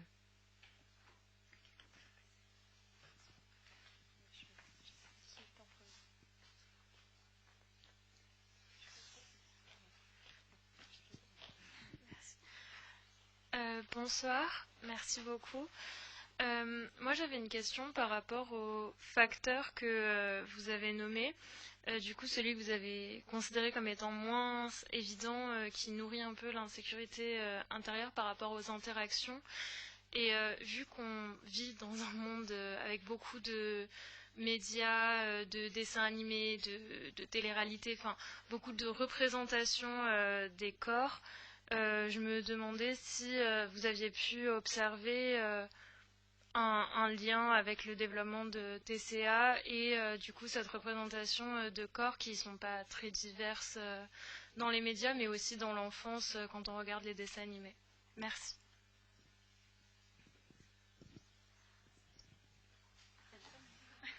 Oui, non, c'est parce que je pense que tout le monde pourra aussi intervenir. Alors, c'est une évidence. C'est une évidence, et depuis longtemps, hein, dans une société qui est quand même une société de l'image, et dans une société qui, j'allais dire, nous amène à avoir une conception presque de pensée unique sur les canons de la beauté. Et si on va plus loin, ce qu'on nous présente, en particulier sur les magazines, mais aussi sur le net, ce sont, on va sur Facebook et ou sur Instagram ou sur d'autres, sur TikTok ou autres, on va montrer que les belles images de soi, enfin, quelque chose qui nous met toujours en valeur. Et si on va sur un monde un peu plus professionnel, on est principalement sur des photos retouchées, c'est-à-dire il y a une sorte, par exemple, chez les femmes, de représentation qui serait des corps filiformes, des seins haut placés, des jambes infiniment longues. Et chez les garçons, des corps bodybuildés, avec une petite taille fine, avec des épaules bien carrées. Et au fond, d'une part, cet idéal-là n'existe pas. D'autre part, c'est un idéal qui occulte complètement, j'allais dire, la complexité du sujet, de l'individu, de l'être, qui renvoie à une alchimie bien plus compliquée, bien plus complexe, bien plus intéressante que ça. Et donc ça renvoie aussi à une notion autour de cette espèce de représentation unique, qui est que on a de moins en moins accès à la diversité. Je reviens sur la question que vous posiez sur le corps.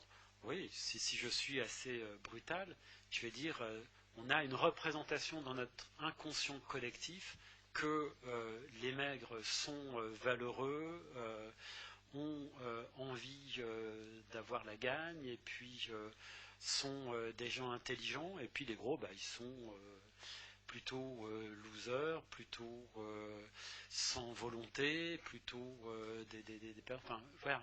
Il y a quelque chose qui est quand même très inscrit, même si rationnellement on ne le pense pas, dans notre inconscient collectif. Et donc, il y a un enjeu qui est fondamental et qui commence dès, j'allais dire, la crèche, sans doute même avant, et à la maternelle et à l'école et à l'université, c'est qu'il y a nécessité d'avoir une capacité à pouvoir accepter cette diversité des corps, si on se tient qu'à la question des corps, et bien sûr de l'associer à la diversité des pensées, des personnalités, etc. Je fais juste une petite parenthèse, mais là actuellement on est en train de travailler sur un projet de danse, hein, vous parliez des passions, où l'idée, donc on a été retardé par le Covid, mais on a une danseuse qui vient du Brésil, qui est issue d'une favela de Rio, et qui s'en est sortie grâce à une école de danse implantée dans la favela. Et donc elle est venue faire un certain nombre d'ateliers dans l'hôpital, mais aussi hors des murs de l'hôpital. Et là, la prochaine étape, c'est de faire venir le groupe de danseuses qui viennent du Brésil et qui vont venir en résidence pendant 15 jours pour coproduire un spectacle qui sera ensuite restitué à la fin de cette résidence. C'est une manière de dire les corps, on peut aussi, quelles que soient les morphologies, on va essayer de mélanger effectivement différentes morphologies du corps pour montrer qu'il y a quelque chose d'extrêmement beau, quelle que soit la morphologie et quelle que soit la personnalité, voire c'est parce qu'il y a des morphologies, des personnalités qui sont très différentes, qu'on a cet accès à cette beauté de l'être. Enfin, il y a quelque chose qui me paraît là une évidence, mais qui est en quelque sorte perverti par une représentation dans une sorte de pensée unique. Et je termine juste sur un dernier point par rapport à ce projet danse. C'est tout à l'heure vous expliquiez bien cette fermeture sur vous, c'est-à-dire on est dans un mouvement extrêmement égocentré dans ce processus alimentaire. Et il y a un enjeu qui est fondamental, c'est d'inverser le mouvement, c'est-à-dire comment on amène à une ouverture sur le monde, à une ouverture sur les autres, à une un accès à la diversité, un accès à la pluralité. Et dans cet accès à la pluralité, et il y a, je ne sais plus ce que vous avez dit exactement, mais quelque chose qui me parlait, c'était la notion d'échange au sein d'un écosystème. C'est-à-dire, dans les troubles alimentaires, on est complètement coupé, vous le dites, des autres, de la nourriture. Or, on ne peut pas fonctionner dans notre écosystème si on n'est pas dans l'échange. C'est-à-dire, si on n'a pas en compte le fait qu'on se nourrit autant que l'on nourrit, que l'on est tous interconnectés, et qu'il y a quelque chose qui fait que nous n'existons pas seuls. Ça n'existe pas.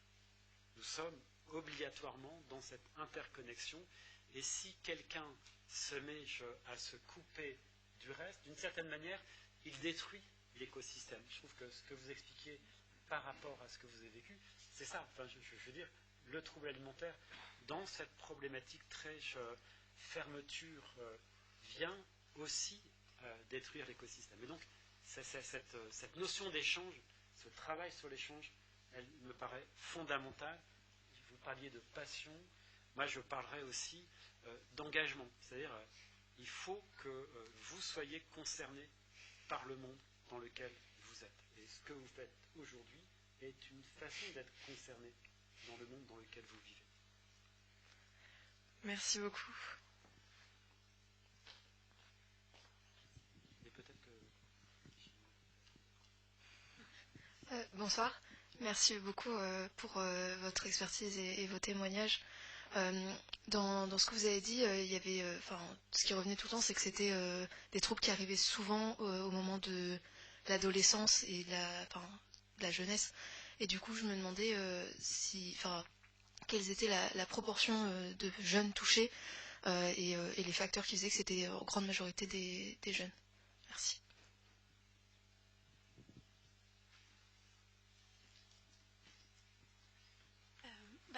Écoutez-moi, j'imagine que la question s'adresse davantage à vous, puisque vous êtes médecin. Moi, c'est vrai que je n'ai pas une expérience, j'ai pas fait 30 ans avec... mais en tout cas, c'est vrai que moi, j'étais dans un hôpital pour adolescents. Après, je pense qu'il y a beaucoup de personnes adultes aussi qui sont touchées. Et parfois... parfois ça peut se déclencher à l'adolescence et durer très très longtemps, en fait, jusqu'à l'âge adulte et même peut-être des personnes âgées, je ne sais pas trop, mais j'imagine. Après, il y a aussi des enfants qui en souffrent, des très petits enfants. Notamment à l'hôpital où j'étais, il y avait une petite fille qui devait avoir 10 ans, je pense, ou 11 ans. Et donc là, c'est encore...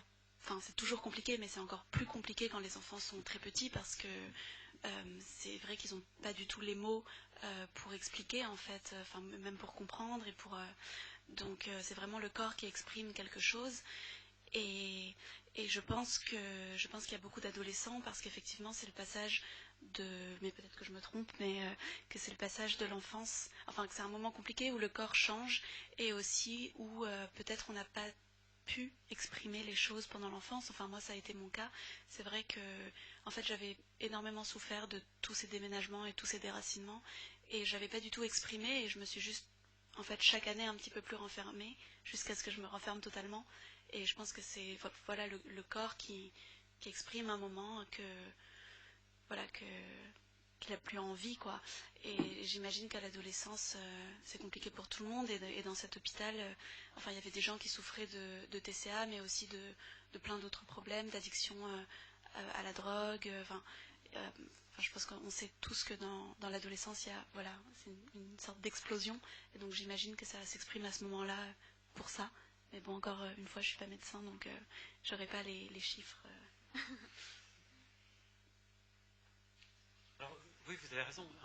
L'adolescence est un moment un peu sensible, avec toutes ces évolutions, à la fois psychiques, corporelles, mais aussi sexuelles. Je veux dire, l'accès à un corps qui devient sexué, avec les premiers émois qui sont souvent aussi des choses angoissantes. On ne connaît pas ce que c'est que, surtout dans la première partie de l'adolescence. Et donc oui, à l'adolescence, il y a 2 pics. Souvent au tout début, ou alors plutôt à la fin, c'est-à-dire 13-14 ans, ou alors 17-18 ans. Et on considère, alors je ne sais pas si les chiffres sont encore justes aujourd'hui, mais que sur les, je crois que c'est les 14-20, qu'il doit y avoir à peu près 400 000 jeunes qui souffrent à l'instant T de troubles des conduites alimentaires. Mais ce qui est intéressant de voir, c'est quand même une évolution. Alors, moi, je ne travaille pas spécifiquement chez des enfants, mais plutôt chez des ados et des adultes. Et par exemple, on voit de plus en plus d'abord des hommes qui ont des troubles alimentaires et des femmes, hommes et femmes, qui sont bien plus âgés que les adolescents. Et on se rend compte que, par exemple, il y a certaines périodes de la vie qui sont aussi des moments charnières de transformation psychique et corporelle. Par exemple, les grossesses, ça peut être un facteur soit déclenchant, soit de réactivation de troubles des conduites alimentaires. Le départ des enfants, quand les enfants partent à l'université et qu'il y a quelque chose qui vient aussi signifier chez les parents que chez plus les mamans, mais que voilà, c'est aussi un corps qui change, c'est aussi un corps qui part dans des dimensions avec la préménopause ou qui ne sont pas toujours faciles à gérer. Mais même aussi, je vois quelquefois des personnes qui sont en départ de retraite et qui vont développer aussi des troubles des conduites alimentaires. Voilà, c'est ce que je... Merci. Bonsoir, merci beaucoup pour cette conférence. Moi, j'aurais aimé aborder la question du corps médical. Vous avez parlé de sensibiliser le grand public, ce qui est très important. J'ai aussi l'impression qu'il y a peut-être un problème dans la formation du corps médical, que ce soit les médecins généralistes qui ne savent pas forcément orienter les patients, que ce soit les psychologues qui ne sont pas du tout formés à ces questions, ou des diététiciens qui n'arrivent pas du tout à percevoir l'aspect psychologique aussi de cette question. J'ai l'impression qu'il y a un gros manquement. Je ne sais pas si c'est juste moi, mais voilà, j'aurais aimé avoir votre avis sur cette question.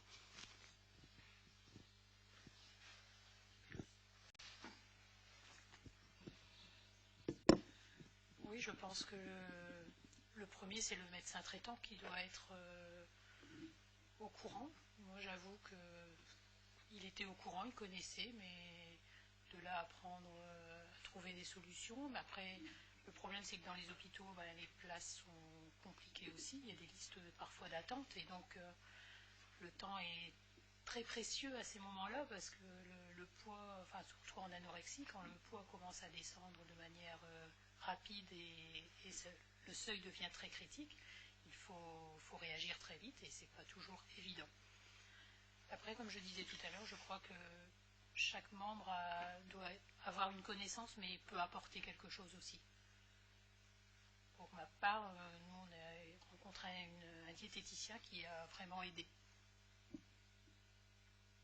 C'est surprenant, mais quelque part il a réussi à avoir les mots. C'est surtout, je crois, toujours dans la discussion, dans les mots, d'en trouver un équilibre dans l'encouragement et en même temps montrer que le chemin n'est pas toujours le bon et qu'il faut faire machine arrière pour repartir sur un autre chemin. C'est pas facile, je pense, pour les médecins de le dire, mais après en formation, je ne saurais pas dire ce que les médecins ont exactement en études de médecine. Ou alors ça passe à côté à un moment, où s'ils n'en ont pas dans leur patientèle, les médecins traitants ne connaissent plus la problématique. Peut-être, je pense que c'est peut-être plus ça. Alors, oui, vous avez raison sur le constat que malheureusement, très peu de personnes sont formées, et je dirais même plus que beaucoup de professionnels fuient la prise en charge de jeunes qui ont des troubles des conduites alimentaires, parce qu'il y a une représentation qui est extrêmement angoissante. Je ne vais pas savoir faire, j'ai pas les outils pour, j'ai pas. Et donc oui, ça pose un vrai problème de formation. Ce que vous dites est très juste, c'est-à-dire que ce qu'il faut réussir à faire passer comme message auprès des professionnels, c'est que c'est pas une personne seule qui va pouvoir apporter la solution. C'est le maillage des compétences et cette notion qui est importante, qui est la synergie à partir du moment où elle est, je vais dire, cohérente dans la manière dont le soin est pensé. La synergie des professionnels fait beaucoup plus qu'une addition. Et à partir de là, il y a possibilité effectivement de pouvoir amener une prise en charge qui est optimisée. Cette question, vous la soulevez et elle est très juste à tel point, et c'est ce que je disais au départ, c'est le lobby qu'a fait aussi la FNA TCA, les associations qui sont sous l'égide de la FNA TCA et la FAB, la Fédération française d'anorexie boulimie, qui depuis des années prend son bâton de pèlerin pour faire connaître la problématique des troubles des conduites alimentaires. Depuis cette année, ça a été retardé à cause du Covid, mais le ministère a enfin reconnu la nécessité de développer des moyens tant pour les soins que pour la formation.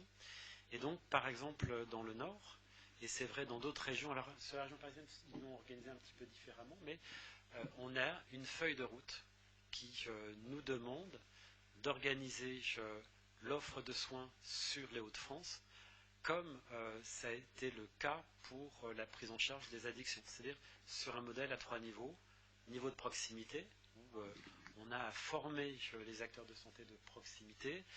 Niveau 2, qui est un niveau plus spécialisé, avec des structures dédiées à la prise en charge des troubles des conduites alimentaires. Et le niveau 3, qui est un niveau, j'allais dire, de recours au sens situation complexe, organisation de réunions, de concertation avec les acteurs du département ou de la métropole ou de la région sur laquelle on est, avec des plans de recherche, avec des plans de formation, etc. Donc, oui, il y a un gros problème de formation. Je pense qu'on commence tout juste à en mesurer, en tout cas les pouvoirs publics commencent à en mesurer les lacunes et à demander que les régions s'organisent pour pouvoir apporter des réponses plus efficientes. Alors, on est loin du compte. Hein. Je peux vous dire que, je vois par exemple nous à l'hôpital, on était parti sur, on arrivait à gérer les choses avec un hôpital de jour, avec une unité d'hospitalisation, avec des services de médecine, et là on est saturé, quoi. Enfin, parce qu'il n'y a pas suffisamment de structures qui viennent apporter des réponses. Merci beaucoup. Je ne sais pas s'il y a encore des questions. Bon, on ne pourra plus en prendre énormément, mais une par là et une par là-bas.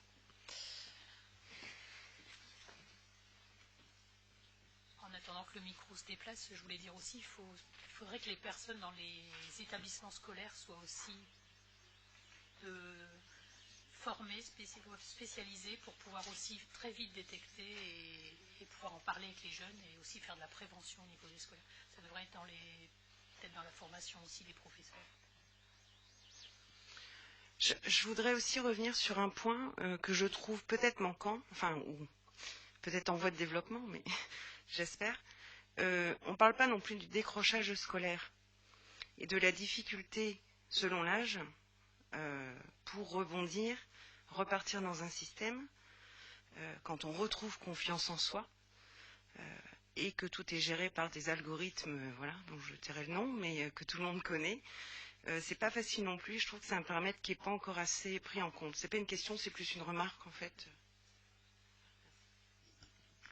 Merci beaucoup. Je ne sais pas si vous voulez répondre à ça ou pas. Alors, oui, en 2 mots, mais je ne sais pas si je réponds complètement à la question. Au-delà de la question des algorithmes, de Parcoursup, parce que je pense que c'est à ça que vous faites référence, et c'est une angoisse pour beaucoup de lycéens. Aujourd'hui, par exemple, sur les dispositifs de soins, on axe de plus en plus les choses sur l'hôpital de jour. C'est-à-dire, on essaye de réduire au maximum les durées d'hospitalisation à temps complet pour pouvoir permettre le maintien des jeunes à l'école ou à l'université. Et par ailleurs, il y a, même si ce n'est pas assez développé, mais des structures qui existent. Alors, je ne sais pas si c'est le cas de la Maison Solène, mais où on appelle ça des structures soins-études qui permet, je pense à la clinique des 4 cantons à Villeneuve-d'Ascq, d'apporter à la fois des soins, mais aussi une scolarité avec des enseignants qui viennent dans l'établissement pour permettre que les élèves continuent à leur parcours scolaire et ne soient pas effectivement marginalisés de l'école ou de l'université. Mais c'est insuffisant, vous avez raison.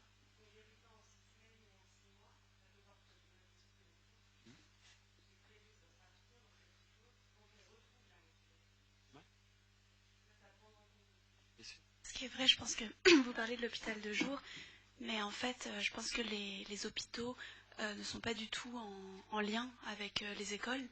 Et c'est vrai que moi j'étais en hôpital de jour, mais en fait, enfin, comment dire, il n'y avait aucun lien entre l'école et l'hôpital, ce qui veut dire que tous les soirs, quand je sortais de l'hôpital, une amie devait venir à la sortie m'apporter les carnets, enfin les cahiers de ce qu'elle avait écrit toute la journée. Donc elle était bien gentille de le faire, mais si elle ne pouvait pas le faire, du coup j'avais pas les cahiers. Et les professeurs ne m'envoyaient pas du tout les cours. Et bon, comme il se trouve que j'étais très assidue et que que je travaillais énormément, du coup j'ai pu ne pas rater une année scolaire. Mais après, je pense que pour d'autres personnes ou alors d'autres problèmes comme les addictions de drogue ou d'autres choses, en fait j'avais l'impression qu'il n'y avait pas du tout de lien entre l'école et l'hôpital. Donc je pense que ça c'est un vrai point. Et aussi, j'avais pas rebondi tout à l'heure sur les médecins, mais je pense qu'il y a aussi des médecins, notamment à l'époque mon médecin généraliste, qui pense que c'est pas très grave en fait, qui pense que elle va remanger et puis tant pis quoi, c'est pas. Et je pense qu'il y a aussi cette notion de ne pas mesurer la gravité et le fait que c'est vraiment une maladie et qu'il faut vraiment être accompagné. Et donc tout ça, ça va ensemble un peu. Que le fait que l'école ne soit pas au courant, que certains médecins ne soient pas au courant, et que finalement on se retrouve un peu quand même esselé à devoir gérer tout en même temps, quoi. Voilà.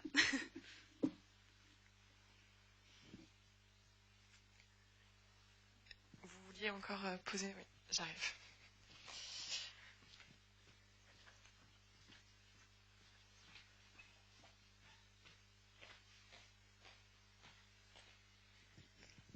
Vous n'avez pas beaucoup parlé du soin, mais il faut que la personne accepte les soins.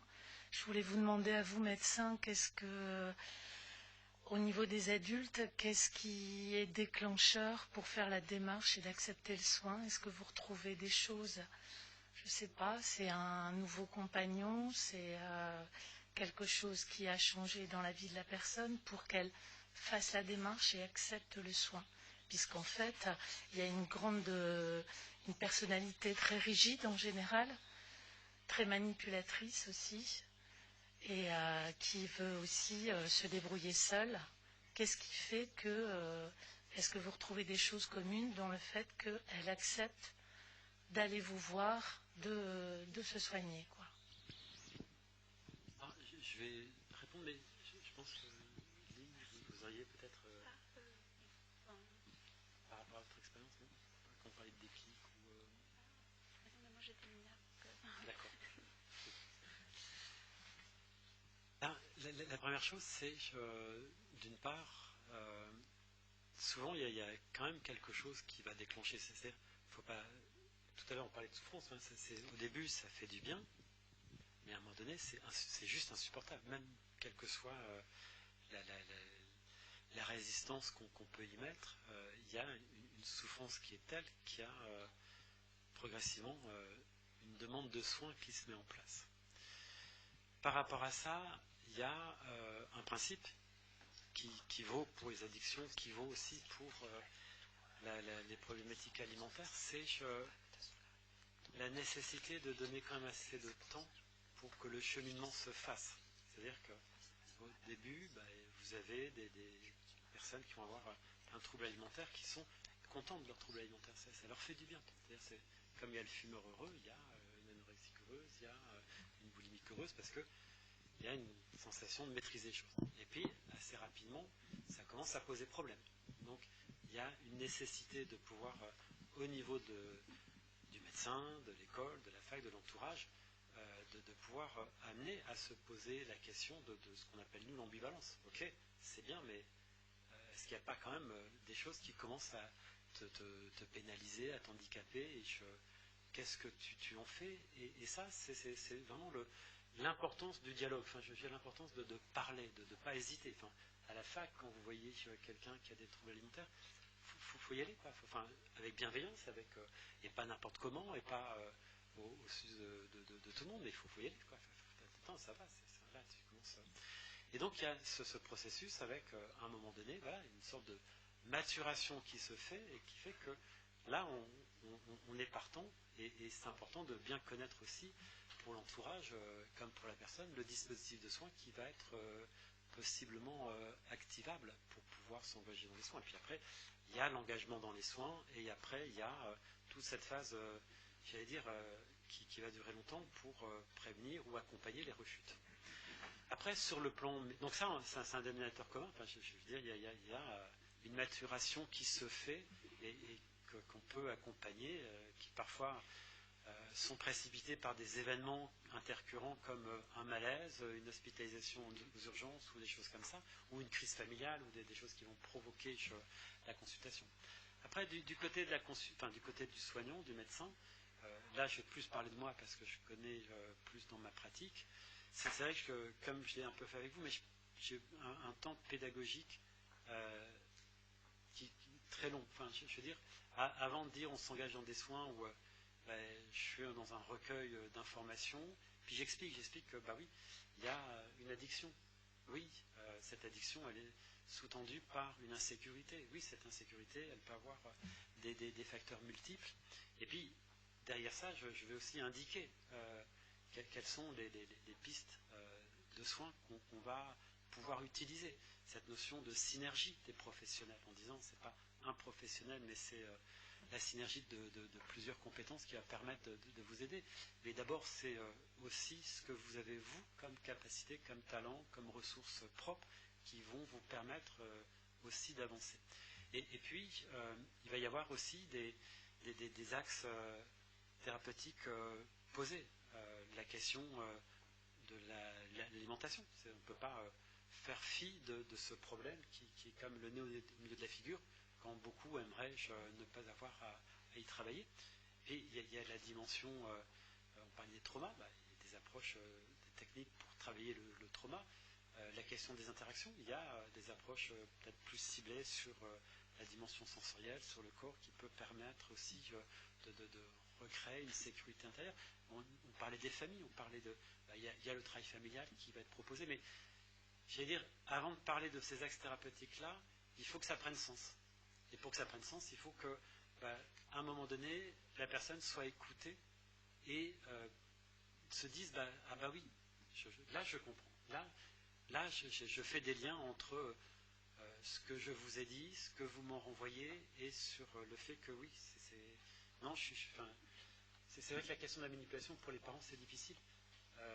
Et on voit des formes un peu qui se connaissent avec des comportements de manipulation peut-être plus importants, mais derrière, c'est quand même la souffrance. En fait, c'est quand même des choses qui ont pu aussi ne pas avoir été comprises, et qui fait que les médecins sont passés à côté, ou ça a duré longtemps et qu'on fasse comprendre les choses. Mais voilà, je ne sais pas si je réponds à votre question, mais c'est ce que j'aurais envie de dire.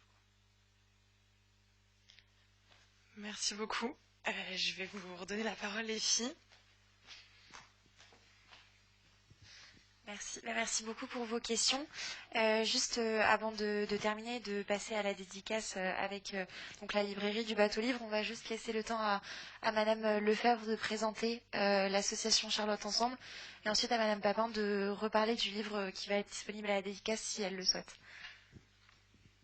Voilà, je voulais vous parler de l'association qui s'appelle Charlotte Ensemble, c'est tout. Elle existe dans la métropole lilloise depuis 10 ans, un peu plus de 10 ans. Elle est reconnue par les hôpitaux et par l'ARS, donc c'est quelque chose qui tient la route, on va dire. Et elle a beaucoup de fonctions, enfin plusieurs fonctions. Tout d'abord, elle organise de l'art-thérapie en hôpital de jour, sur les hôpitaux. Bon, là, c'est en veille à cause du Covid, parce que les intervenants n'ont pas pu accéder aux hôpitaux, donc c'est compliqué. Et donc c'est mis en suspens, mais ça va reprendre. Ensuite, il y a des groupes de parole pour les parents, grands-parents aussi, et des groupes spécifiques pour les personnes souffrant de TCA. Ce n'est pas ensemble, ce n'est pas de la thérapie familiale, les parents sont ensemble, les enfants sont les jeunes sont dans d'autres groupes. Et ça, c'est mensuellement où on se regroupe pour pouvoir parler, déposer. Et c'est quelque chose qui est très important pour les parents et qui aide énormément. De pouvoir mettre des mots, poser aussi parfois des sentiments, des colères, des tristesses, etc. Et c'est très très important. Il a été mis en place une ligne d'écoute, un numéro de téléphone on laisse un message et les personnes qui appellent sont rappelées pour donner des conseils, pour donner des adresses, des numéros de téléphone, etc., pour pouvoir aussi parler simplement et être aidé. Il y a des permanences. Et on essaye de lancer aussi de la prévention, comme ce soir. C'est important. Et on avait organisé il y a quelque temps un ciné-débat qui avait permis de visualiser un film et ensuite de faire une discussion, une table ronde. Le docteur Dodin était présent même. Et donc voilà, c'est toutes les activités principales, je crois pas que j'en oublie, de notre association. Et on voudrait s'élargir un peu en dehors de la métropole lilloise parce que je crois que les besoins sont très très importants un peu partout.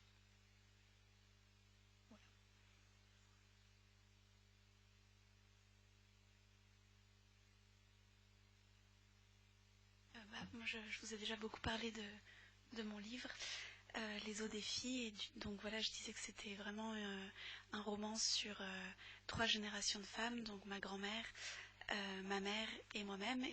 Enfin moi-même, en tout cas la jeune fille que j'étais quand je souffrais d'anorexie. Et j'ai appelé ce livre comme ça parce que, en fait, j'ai voulu faire un lien entre les os de la naissance, quand on dit que les femmes perdent les os au moment de naître. Et donc, j'ai comme fait un lien entre l'anorexie et la manière que j'ai eue de venir au monde, la manière dont on a de venir au monde. Et puis, bien sûr, il y a eu les os aussi des femmes qui étaient maigres pendant la guerre. Et au Vietnam, c'est vrai qu'il y a eu des guerres successives. Ma grand-mère et ma mère ont vécu pendant des périodes de famine avec des tickets de rationnement, et donc elles étaient très, très maigres. Et donc j'ai voulu faire ce chemin, en fait, d'un ventre à l'autre, d'un ventre de femme à l'autre, et de comment on se construit en grandissant et en ayant peut-être, malgré nous, inconsciemment, le poids de ces souffrances, de ces guerres. Et donc j'ai divisé le texte en 3 parties. Première guerre, deuxième guerre et troisième guerre. Les 2 premières étant la guerre d'Indochine et la guerre du Vietnam. Et la troisième, ma propre guerre, en fait, contre moi-même durant la période d'anorexie. Donc voilà, en tout cas, c'est mon roman et je ne vais pas en dire plus. Merci. Un immense merci à vous, vous 3, d'avoir accepté de venir pour cette conférence. Ça nous tenait vraiment à cœur et à titre personnel, ça me tenait vraiment à cœur d'organiser une conférence sur ce thème-là.